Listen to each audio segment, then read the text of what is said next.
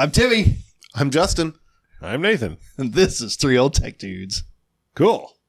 Right on. Dude. Tubular.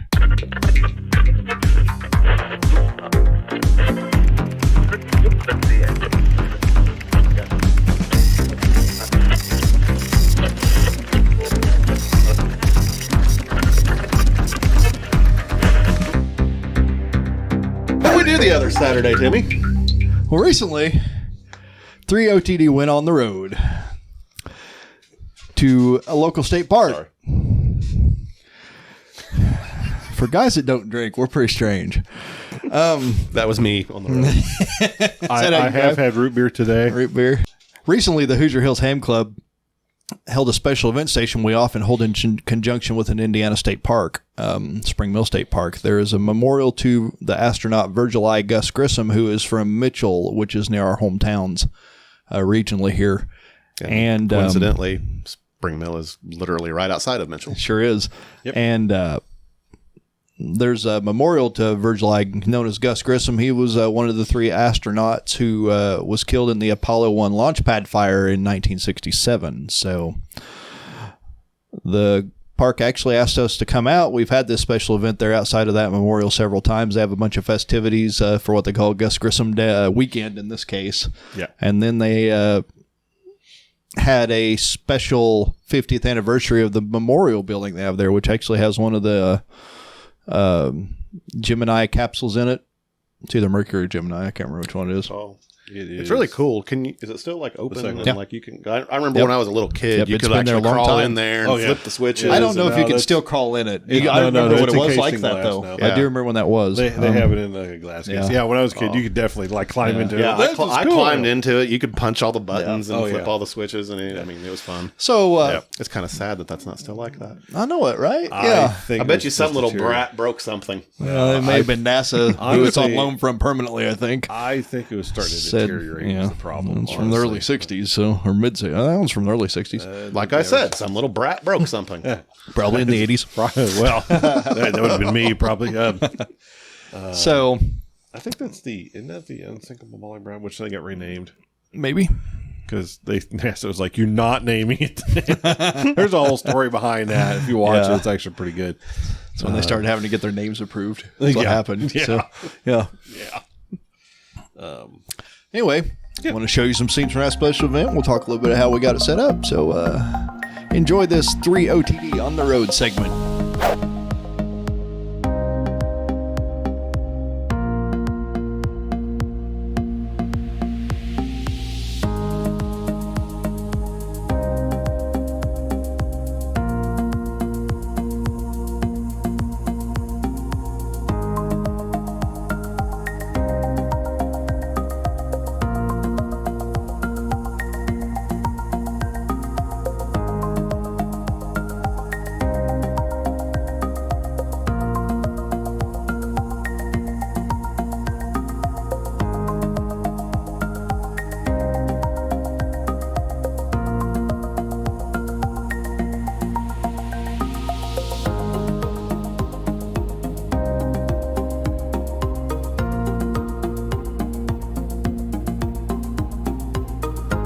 We set up on two different days, the Saturday of Gus Grissom weekend, as well as the following Wednesday, which was a 50th anniversary celebration of the Gus Grissom Memorial's opening day back in 1971. I didn't have a ton of setup help for the Saturday portion. Okay, so I had none, I was alone. Due to this, I decided to attempt 10 meters with a mobile mag-mount antenna on top of a metal tripod instead of hanging a dipole in the trees.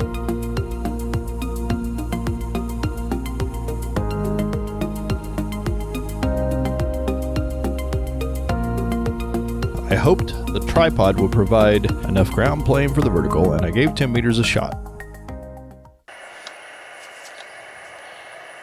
CQ special event, CQ special event, CQ special event. Whiskey 9 Golf Uniform Sierra, Whiskey 9 Golf Uniform Sierra, Astronaut Gus Grissom Memorial Special Event Station.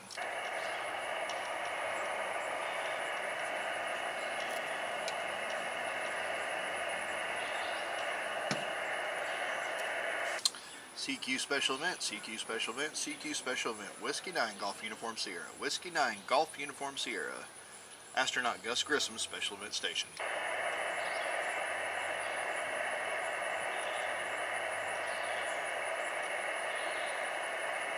CQ special event, CQ special event, CQ special event. Whiskey 9 Golf Uniform Sierra.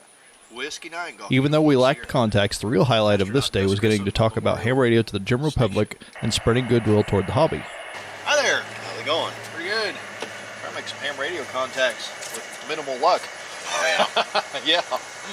Eventually, I tried a local 10-meter scale with Nathan, KB9GMU, with the same results. Kilo Bravo 9 Golf Mike Uniform. Whiskey 9 Golf Uniform Sierra.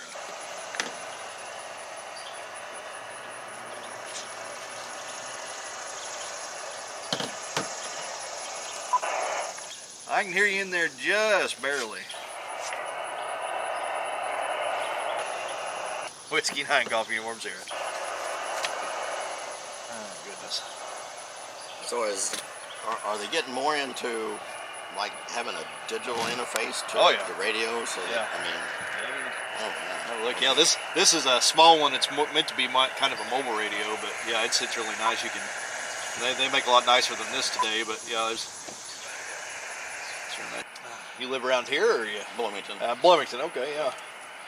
We've got a club here locally in Mitchell, and there's a club in Bloomington too. If you're interested, so you Google it up, and then you can find it real easy. So.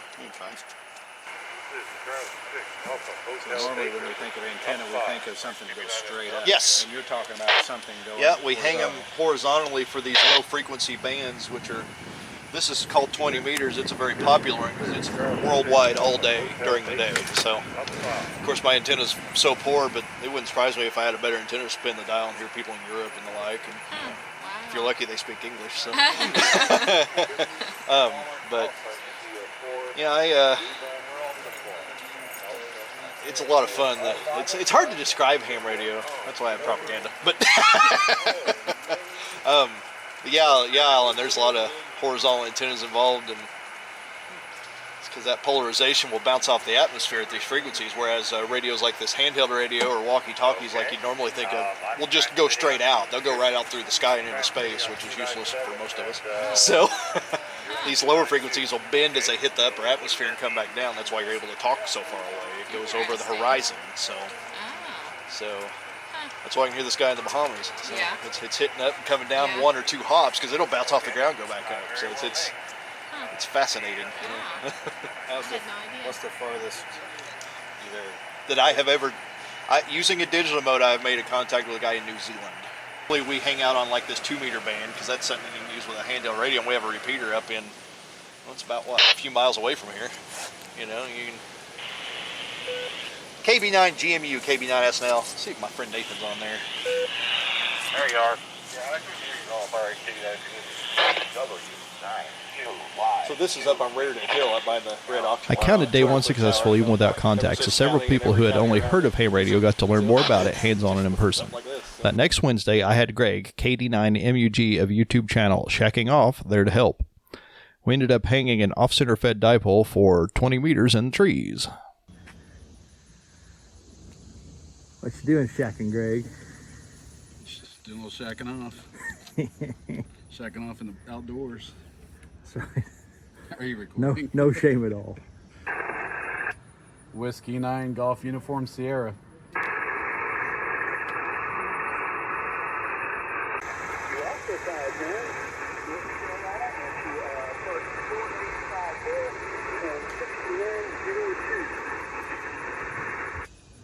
All right, copy that. I got you at a 5-3, and this is we're at a Park 2. It is K2269 in Mitchell, Indiana. All right, thanks for the clear. One down. All right, 73. And then you're right to contact me. That's all right. Whiskey 3, Mike Lima, Japan. Whiskey 3, Mike Lima, Japan. I got you at a 5-3 here in Park K2269 in Mitchell, Indiana. Okay, roger.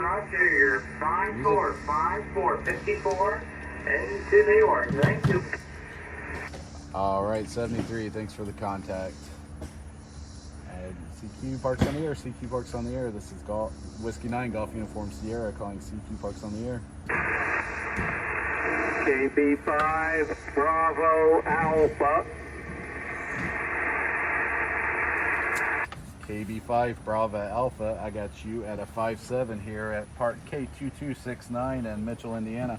Okay, very good. I also have you a good S7 on the meter here, and I'm located in Baton Rouge, just east of Baton Rouge, Louisiana. Name is Don, okay?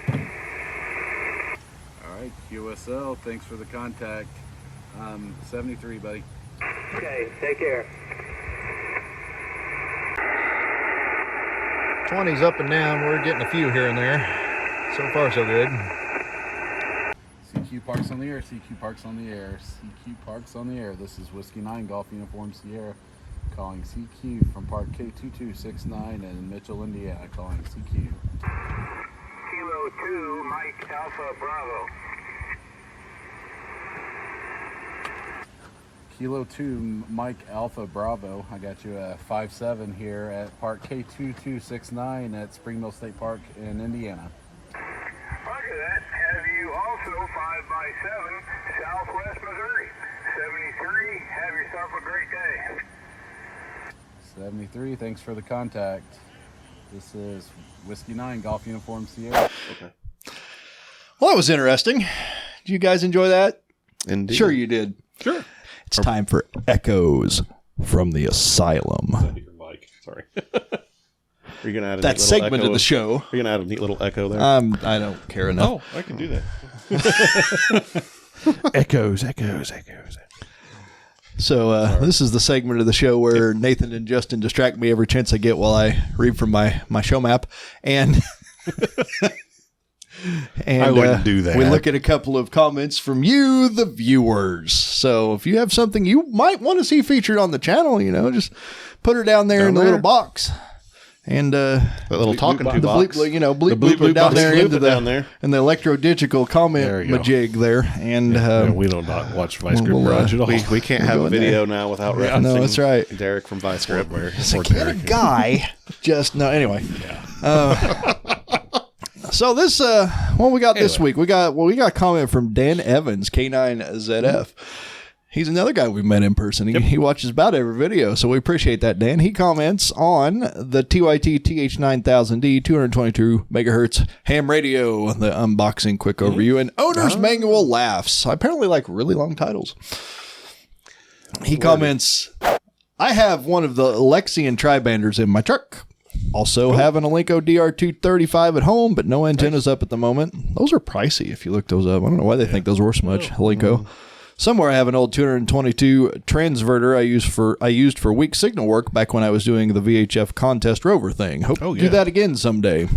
Has a few HDs that cover 222 as well. 7.3 and keep up the good work. K9ZF. Neat. Any thoughts, gentlemen? I thought it'd be neat to have a transverter. You know what Me that too. is, right? I do. Yeah.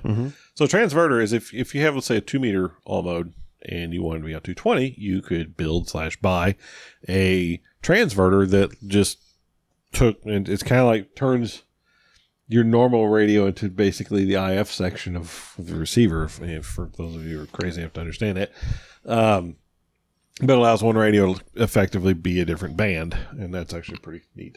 We actually, didn't we feature something very similar to that for Citizens Band? It was a converter that kind of uses Same idea. IF for AM broadcast recently. But it works. Transverter is just the receiver and the transmitter side of that same idea. But yeah, so functionally it's a similar concept. Yeah. We did feature a couple videos back. Yeah, that's pretty neat.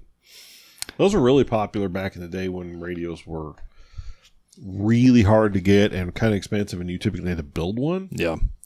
You see a lot of, I've seen before. Radios are really hard to get. Yeah.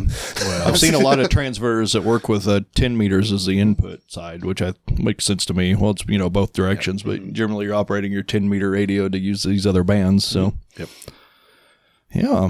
So we got a comment that's right up Nathan's alley here. Uh-oh. It's on checking out Nathan's Yamaha TX81Z rack mount synth. Oh, I didn't bring that with me today. That's all right. They can watch it. It'll be linked right here. Yep. So, and these videos are linked in the comments below if you want to watch them. And they're, of course, up here in the corner like we often do with cards. This fellow maybe from another country, is Panos Chach. I can't say it. You see it on the screen.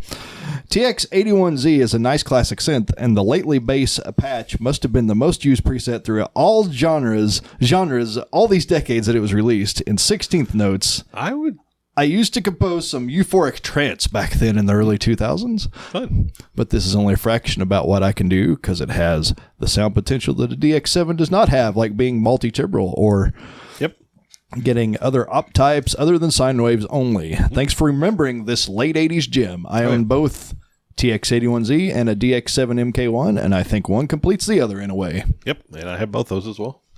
And he's right. Yeah, so the TX7, where the DX7 only has sine waves that it has to modulate one sine wave to another one, whereas the TX81 actually has, I think, 6 waveforms, if I recall right, and it can do multiple different sounds at the same time. I don't remember its amount of timbrality, I think it's actually called, but it's at least 2. I think it's actually 4, but I have to go back and look at that. We'll Probably look that correct up myself, but yeah, it'd be down there. Anyway, so yeah, it's the TX81 is a really fun little rack synth that, although climbing in price very, very fast, like most synths. Yeah, no doubt. Has some just awesome sound capabilities. And definitely lately bass, I'd say, was probably the most used patch on that thing, period. Whereas like the DX7, you could probably say, honestly, the E-piano is probably the most used. Certainly not the only thing used, but yeah, those are great synths, and I still enjoy mine. So Absolutely. The theme song from Doogie Howser is going through my mind. Well, actually, like so if you think every time, right? Look it up. It was on there. Oh, I know. Yeah. If you think, so DX7, a really common one would be like a lot of stuff from Kenny Loggins. Pretty much every song off like what was the name of that? Oh, Anya was big in it, wasn't it? Anya was actually the D50. Ah. The DX7, I'm trying to think of the name of the thing. It was the fighter jet movie. The fighter jet movie? That would be Top Gun. Top Gun, yeah. It's been a day. Yeah. But like every song on that thing used the DX7, literally. I mean, not their fighter jet movie. Yeah, it's been a long week. Anyway, but yeah, so we immediately knew which movie he was talking about. Tom Cruise, before he was known, it was completely crazy. Anyway. Yeah, but he's just eccentric. Yeah, it's probably been a good solid 20 years since I've seen Top Gun. Yeah, I haven't seen it in a long time. The music for it, I think, was. I watched the intro amazing. on my dish a few years ago just because I like the musical intro it has, the theme. So I liked the NES inspired game. Yeah, those were good too.